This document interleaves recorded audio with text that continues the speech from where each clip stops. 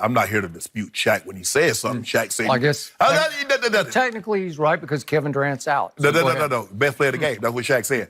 But Shaq is absolutely right. Anthony Davis wants to win. Jen mentioned it earlier. He forego $34 million.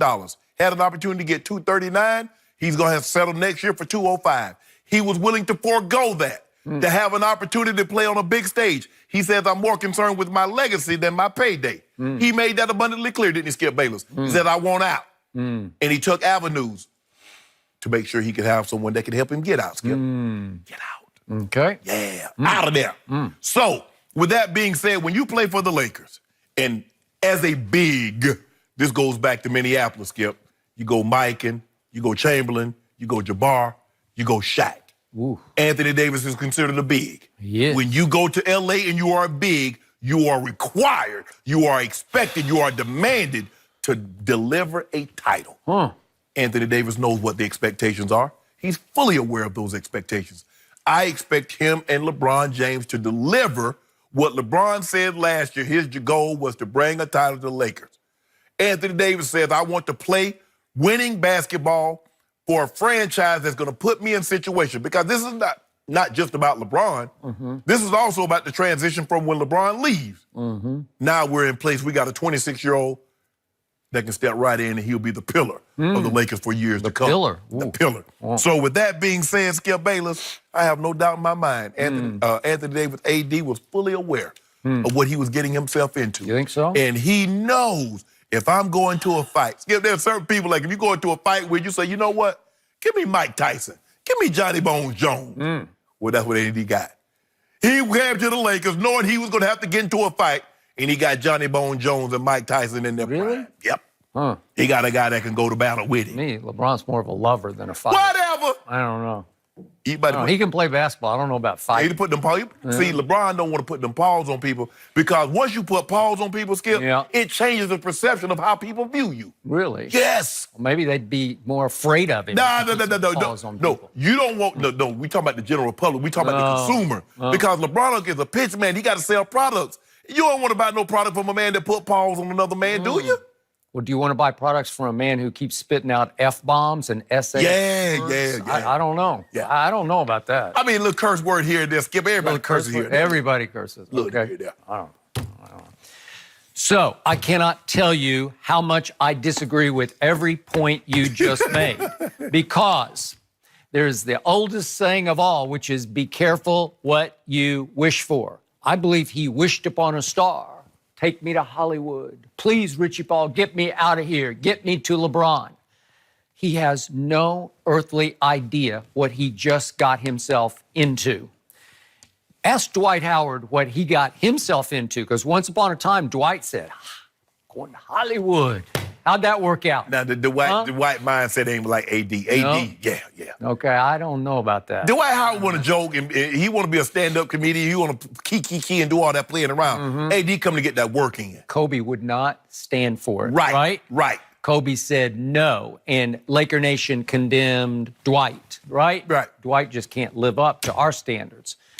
All of a sudden, Anthony Davis, just forgive me for saying this, but New Orleans is the equivalent of the NBA shadows when it comes to pressure and expectation. So he just went from the shadows to the brightest, hottest spotlight in all of sports. All of sports. No question. And it's the LeBron Lakers spotlight in Hollywood. Because of the tradition and the legacy of the big men, that even doubles the pressure on Anthony to live up to that, let alone to live up to LeBron. I've told you from the start, the man you call the GOAT has always had a scapegoat. Everywhere. It was Chris Bosh in Miami. The first time around in Cleveland, it was the whole roster. Everybody was a scapegoat. Really? Was that roster good? Yeah. It was decent. It was pretty good. Yeah, it was decent. They got swept by my Spurs, but that was LeBron's fault. But he never gets blamed, and that is the point. LeBron, no figure in the history of sports has ever been more protected by the media than LeBron James has. The media loves LeBron. Why? I don't know. Did they hate Jordan? Did they hate Magic and Bird? They kind of hated to love Jordan. They love Magic and Bird. Okay. Different vibe, because they were rivals, so somebody had to win, and there was no real loser in that one. Like Like you root for one side. LeBron got no contemporary. Okay, got no contemporary. He got none. Kevin Durant, but he's completely unlovable, right? He makes himself more unlovable by the day until he finally got hurt. Maybe he became something of a sympathetic figure because he finally ruptured his Achilles tendon, right? So in LeBron's case, he plays the media like a violin, like a virtuoso violin, because he gets what happens is he constantly drops hints on social media. How many followers does he have? Like 50. He's got 43 million on Twitter and 50 on IG. So that's a lot of followers, and he's constantly dropping passive-aggressive hints of, I don't have enough help. He said that one time. He said that one time. It's his constant refrain. It's the constant default position for LeBron James. I just don't have enough help. He's not living up, but it's always subtle between the lines. And it allows the media and all of his followers just to leap to the conclusion, his fault. He's letting him down because LeBron can't fail, but when he epic fails, it has to be, it's Anthony's fault. Watch what happens. He'll become the new Kevin Love. You are all over Kevin Love day after day after day. Kevin Love's a really good player, really good. He's an all-star. Huh? Anthony Davis is great. Okay, he's better certainly than Kevin Love, but Kevin Love's pretty good.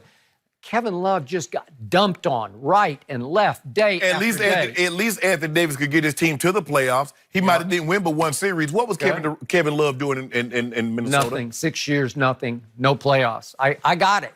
But then he was a key piece. He did a lot of good things for LeBron. He did a lot of bad things too. Yeah, he did a lot of good things. He was a reason that they won the championship. I'm not here to poo-poo on Kevin Love. Kevin Love, he helped. The trade proved to be wise.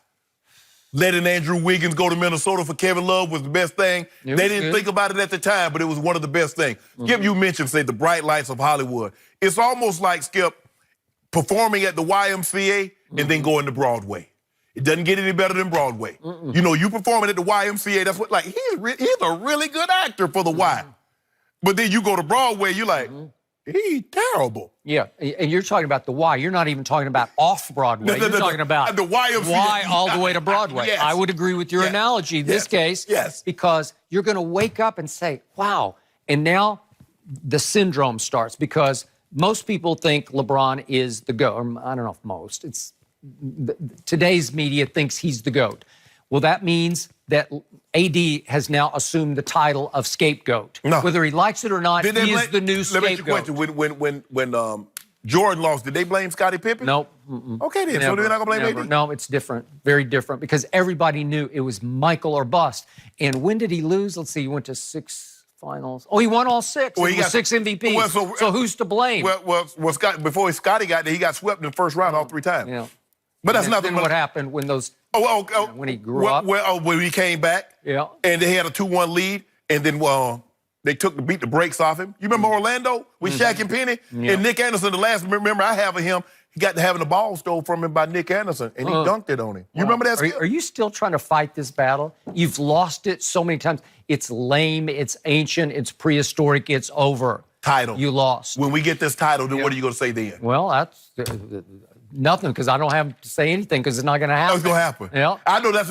You know what? You might even be more upset with Bron and AD winning a title than you was Kawhi. How will you survive this 2 years in a row? And I'm going to be right here beating that drum. Really? If it's 2 years in a row. 50 cases, you want to up it? No, I'm good. Make it 75. No, I'll take it right now. I'm good right here. You've got a chance to get number 2.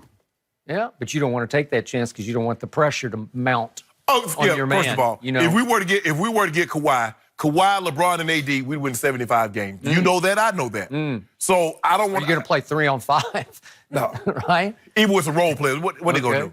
Look at it. We got 2 of the top 5 defensive players in all of basketball. Yeah. We got the number 1 and at worst case, number 3 two-way player in all of basketball. Yeah, and you know what you'd have? You'd have 3 guys who can't close. That's what you'd have. Skip. Yeah. We know that LeBron James is the best playoff closer in all of basketball. He made more clutch game-winning shots than anybody. You know, actually, that is false. That's not very false. You know what? You'd actually be better off with Kyrie than number 2 because he can close. Well, why didn't he close for Boston? He did a lot. Well, I couldn't tell. Yeah. Won one game against the Bucks and just got up out of Dodge. Yeah. Well, right now we're talking about Anthony Davis. Be careful what you just wished for, because you got it. Well, that's what I wished for. You got it times 10, times 1,000. That's what I wish for. Yeah, I okay. used to lay in my bed at night thinking, man, I sure wish I could get on a show where I can bust Skip up on the daily. Yeah. And God would ask me every day. He said, Shannon, are you sure? I said, God, if you just give me that one opportunity, I promise you I'll bust him up on the red. I just can't wait for that first night when LeBron James browbeats the brow after the game. What happened? You know, furrowed brow, knitted brow. He'll just look sideways at him. Skip. And the media will say, it's his fault. Don't you know we're in Brentwood right now? We talking. We getting games in right now that don't nobody know about. You do know that, right? We working on that high pick and roll. We working on pick and pops. We got all this going. It's going to happen. You're already working on it? Working. Really? The trade's not finalized. Don't worry about it. I realize that. We can do it in whatever we want the offseason. NBA can't do anything about that. That's not a salary cap restriction. We can play with whomever we want to. Pick up basketball, so it's a pickup game. Kuzma playing? Yep. Yeah. Yep. Well, he might be a Pelican pretty soon. Well, he might. Well, Skip, I think it's an excellent point. Yeah. The protections that New Orleans afforded Anthony Davis, and I thank don't you. think LA will provide that soft Yeah, we will. landing.